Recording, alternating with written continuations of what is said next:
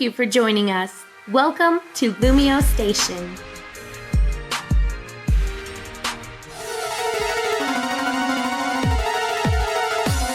What's up guys, welcome back to another episode of the Pokémon DataDex with me, TheOneIntegral. In last week's episode, we checked out one of the evolutions, Glaceon, and I asked you guys which fire-type starter Pokemon you wanted to see covered this week, either Typhlosion or Infernape, and overall Typhlosion won, was chosen, so that's who we're covering today.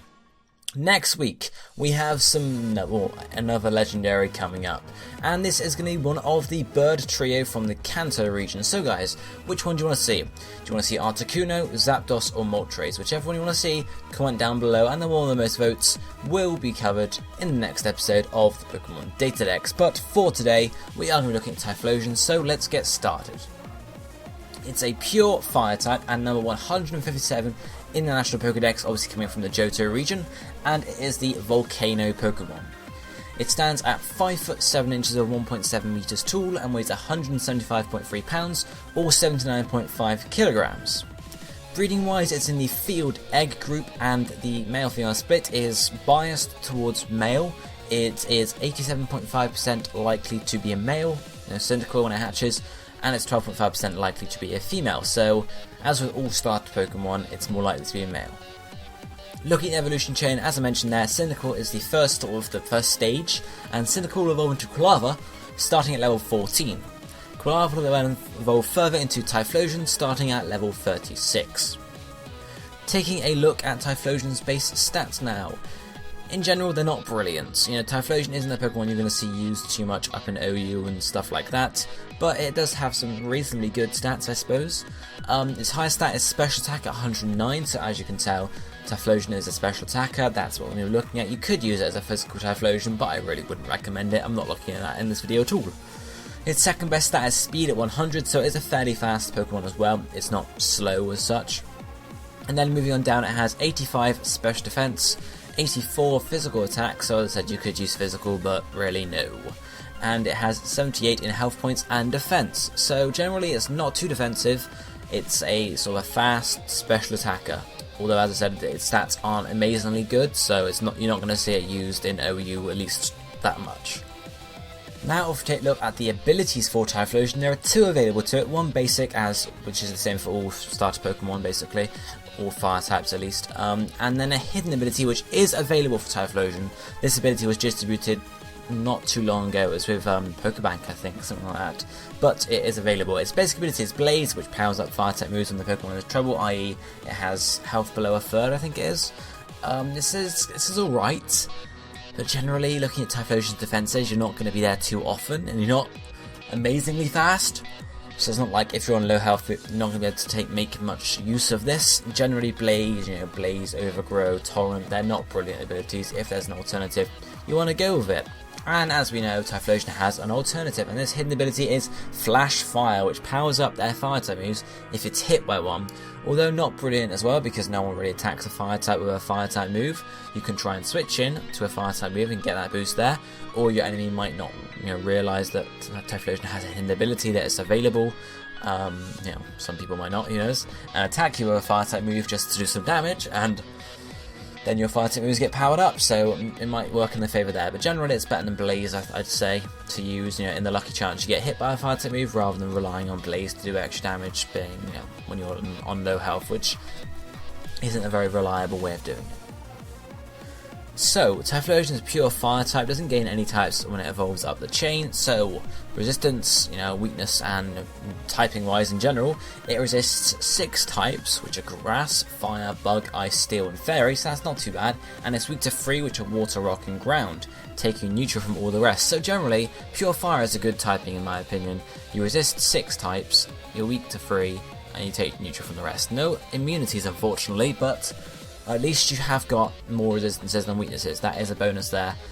Grass, Firebug, generally they're not too common types, but 6 resistances, it's pretty good. You got 6 types you can switch in on, and you're not going to take too much damage. Obviously your defenses aren't amazingly high anyway, but at least you can take the moves with some ease. So if we took a look at the viable moves for Typhlosion to see what it's, you can use on it basically. Level up first. Level 43 it learns Lava Plume, which is, I guess a signature move for him. Not really too much, but Lava Plume, it's just a fire type move. It attacks the whole field. So if you're in a double battle, it's going to hit everyone. If you're in a triple battle, it's going to hit, the one. If you're in the middle, it's going to hit everyone. If you're in the right hand side, it's going to hit, sort of the ones next to you. If you guys get the idea. And rotation, obviously, just hits the other one at all. But most, generally looking, obviously, if you're going for VGC, it could be good if you're using it alongside maybe another flash fire user or something that can take fire type attacks. At least, it's not going to be weak to them. It can be useful there. Or Lava Plume would just be a decent move to use in terms of just in single battles, you could just use it. There are other alternatives which I would probably recommend, but you can use a Lava Plume on it if you really wanted to. We then have Flamethrower at level 48 or via TM35, which is sort of your alternative to Lava Plume because it's going to do more damage. It is only going to hit one Pokemon, so if you're in double or triple battles or whatever, you might want to think about going for Lava Plume. But if you're in singles, Flamethrower works, just as well. So yeah, nothing much apart from that. Flamethrower is just your basic fire type attacking move. Then level 74, or via Heart Scale, I think, it learns Eruption. Eruption is very similar to Lava Plume, except it does damage based on health points. Okay, so if you've got full health points, it's going to do a lot of damage. If you're on low health points, it's going to do basically nothing.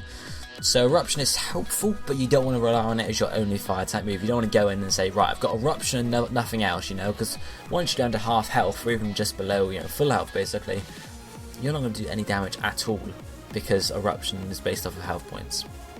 And that's that. Moving on to some TMs now. TM10 Hidden Power.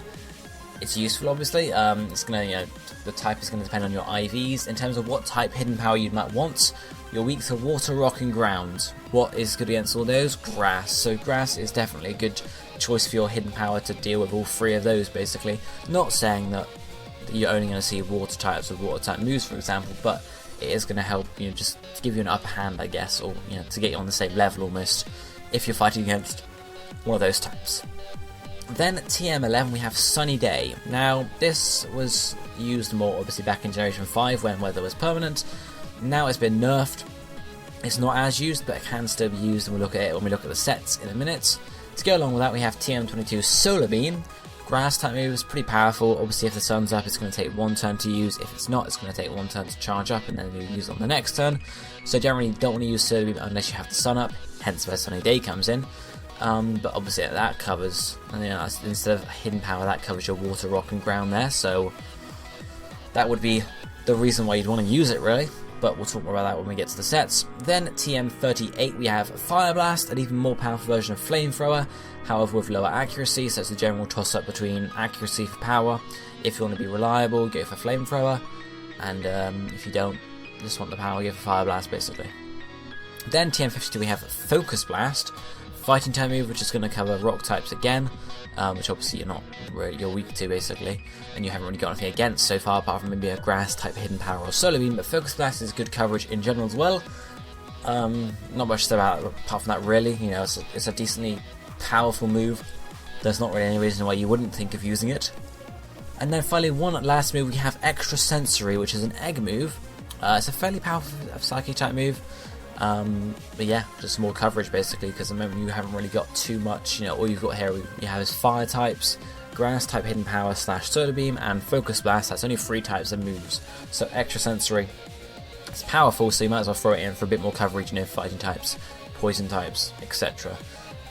So yeah, because otherwise we have 5 fire type moves listed here. 4 attacking, 1 is just status out of 9. So almost half of our moves we're looking at here are just attacking fire type moves, which we haven't really got the best move pool here, but it's pretty good for what you don't want to do with it. So if we go and look at these competitive sets now, first one is sort of just your basic set, and the second one is what we talked about just now, implementing Sunny Day. It was more useful back in Gen 5, however it is going to be semi-useful now. Talk about when we get there, obviously. So, moveset for Wi-Fi, or move first for the basic set, we're going to have Eruption, Fire Blast or Flamethrower, Hidden Power, and then Extra Sensory or Focus Blast. Ability is going to be Flash Fire, Nature is Timid, held item is Choice Specs or a Choice Scarf or a Life Orb, and then EV is putting maximum special attack, maximum speed, and the rest in defense. So, first up the moveset. Eruption is going to be your most powerful move if you use it as soon as you go into battle, hence why we sort of want as much speed as possible, i.e. the Choice Scarf, the maximum speed, the Timid Nature. We want to get in, we want to use Eruption, we want to be faster, and we want to get the maximum power we can out of it. If we don't, you have to take an attack basically, and then you're going to do less damage. So Eruption is basically the one-time move you use as soon as you go into battle. Obviously, if they're going to be easy on you and you get maybe you want to kill them, or they just use some sort of status move, then you can keep on erupting. But obviously, it's not going to be used too much. Hence why we have Fire Blast or Flamethrower as backup. As always, it's a choice between power and accuracy, which one you use there. You can mix it up. Then we have Hidden Power. Hidden Power Grass is basically what you want to go for there, it's the most useful. And then finally Extrasensory or Focus Blast. Of course you could get rid of Hidden Power or even Eruption to use both Extrasensory and Focus Blast. Say you didn't want to think about Eruption because it's sort of too risky, I guess, and just have Flamethrower, Hidden Power, Extrasensory, Focus Blast, sort of just go for the coverage rather than the power. You can do that as well. Ability, I've chosen Flash Fire here. The reason why is because, in my opinion, it'd be more useful than sort of relying on Blaze. I mean, yes, you're going to do more power with Blaze, more damage with Blaze if you've got low health, but I don't want to rely on having low health, I guess. Really, you could use either one here, because they're both sort of based on luck. Because obviously Blaze, you can't help where your health point settles down to. You can't say, right, I'm going to let them attack me and get them down to low health points. If you survive, you survive. If you don't, you don't, basically. Whereas Flash Fire, again, it's just luck if you get hit by a fire type attack. Timid Nature here is, just for the speed, really. We want to be as fast as possible to get the Eruption off as soon as we get into battle. So Timid is going to increase our speed and lower our physical attacks. We're not using that. In terms of which held item you want to use, Choice Specs, Choice Scarf, Life Orb. Specs, if you just want to go for the power.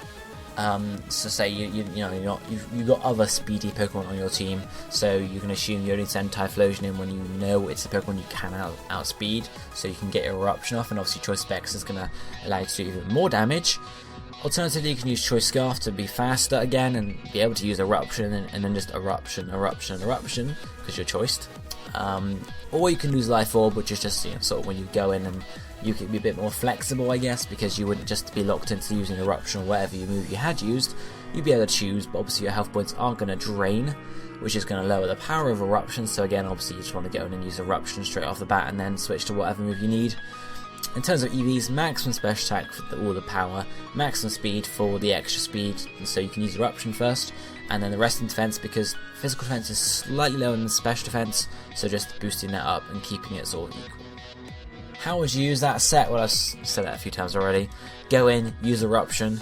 Depending how much health points you have left after that, use Eruption again, or switch to whatever move is best, basically. Obviously, if they're going to resist Eruption, probably don't go for Eruption as soon as you go in.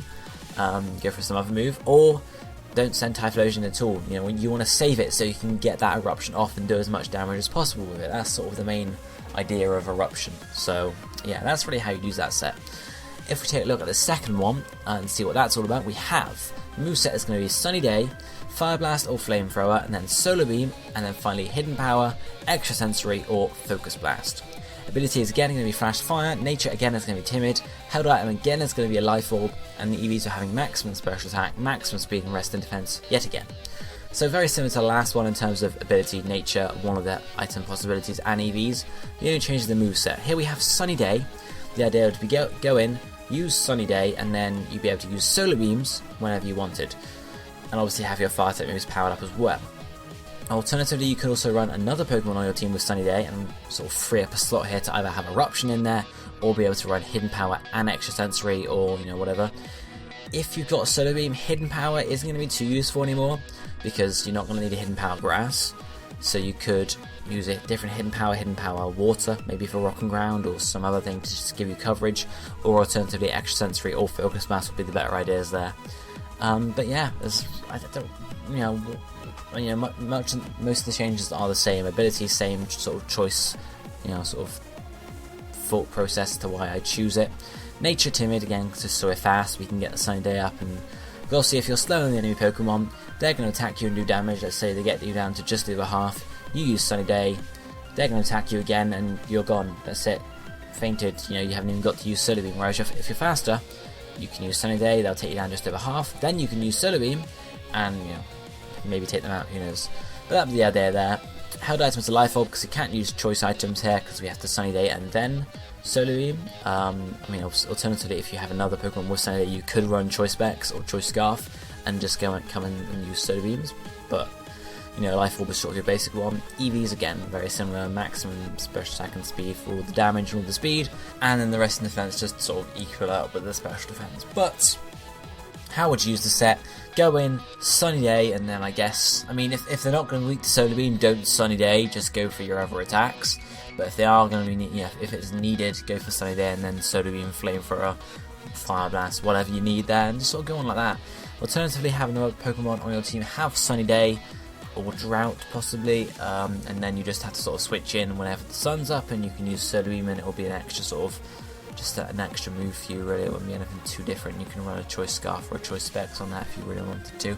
But that's really how to use that set, and that's how to use Typhlosion in general. It's not a bad Pokemon, but generally it's sort of just it's a simple cut set. This is what you do, these are the moves you use, nothing too special really. But remember guys, there's a vote for next week's Pokemon, either Articuno, Zapdos or Moltres, so comment down below which one you want to see now, and the one that gets the most votes will be covered in next week's episode of the Pokemon DataDex. But for now, I'll be seeing you next time. Thank you for watching. Goodbye my friends.